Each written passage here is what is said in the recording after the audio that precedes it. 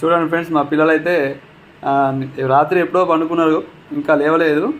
Time అయితే 5 నిమిషాలు తక్కువ 9 అవుతుంది. చూద్దాం మరి వంట రోజులో మా లత ఏం చేస్తాను. లత ఏంది బాగా కలుపుతాను, ఏం చేస్తాను? ఇగో మైదా పిండి తోటి బోండాలు చేస్తానా. ఆహా, మైదా పిండితో బోండాలు చేస్తానవా? మరి ఎట్లా చేస్తాను, నువ్వు చేసే పద్ధతి కొంచెం చెప్తావా? ఇగో ముందుగా మైదా పిండి తీసుకోవాలి, నైట్ నానబెట్టుకోవాలి. నైట్ నానబెట్టి పొద్దుట చేయాలి. దీనిలో కొత్తిమీర, పచ్చిమిర్చి, ఇదేంటిది సోంపు అంటాను, ఓమ కూడా వేసుకోవాలి.